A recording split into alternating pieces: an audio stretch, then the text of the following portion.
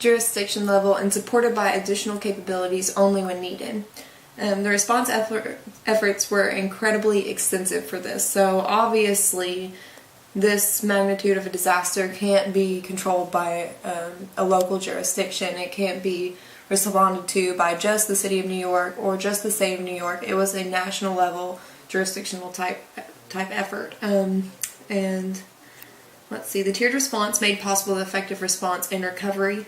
The local and state authorities responded first, and then the national response was activated shortly after. Operational capacities. Let's see, they are implemented as incidents change in size, scope, and complexity, so that the response to an incident or complex of incidents adapts to meet the requirements under the incident command system and everything management by objectives. I believe the size, scope, and complexity of this from the very beginning was incredible. It was unimaginable. So, I mean, it began as a big deal and ended as a big deal. So, every response adapted quickly to meet the requirements. Everybody came together, did what they needed to do, and all resources were sought after quickly, deployed as soon as possible, and demobilized when possible.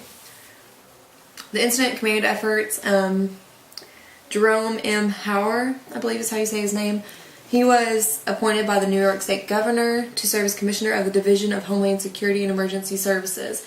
During the September 11 attacks, he served as the senior advisor to the Secretary for National Security and Emergency Management, so he played a key role in the incident command efforts. I'm not sure that the coordination was, quote unquote, seamless on that day, but the objectives were definitely common, and the response and recovery were a great success. The commanders of the participating organizations were well qualified, Mr. Howard being a good example of this. Ethical dilemma. The ethical dilemma of this, I think the main one, is who do you save? When there are mass casualties coming at you from every angle, people with all kinds of horrific injuries, who do you save? It's chaos. Who gets priority? How do you even give priority when people are coming at you constantly with all kinds of different injuries? And I mean, it's hard to choose, both ethically and physically. It's hard to do. The impact on the vulnerable populations with this ethical dilemma. For the elderly, the responders' decisions on who to save would affect them. Well, there were, I think, a few of the elderly that actually died in the incident, but I'm sure that some of the people who died were caretakers of their mother, father, stuff like that, and they lost that in that incident. Women, they may have unexpectedly had to become the head of household and become single parents and have to deal with the loss of their loved one at the same time. For children, they may have lost one or both parents, and I'm sure children of many ages didn't even understand what was going on. And how do you tell, a child the complexity of something like this?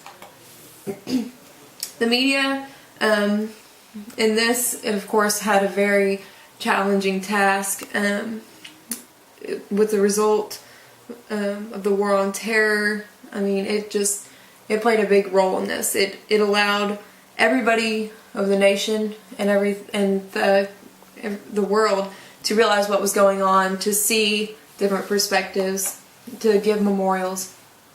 Positive aspects was that provided information about the situation, allowed people knowledge and security when they didn't have it, provides updates, memorials, directions to the public to stay away from the scene, and information for the volunteers.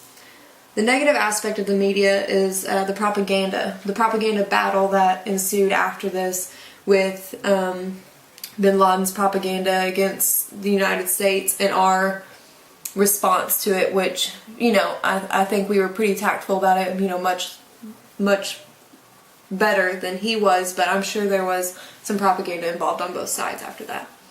These are my references. I have 7 of them, and they're referenced within my PowerPoint as I used quotes and everything.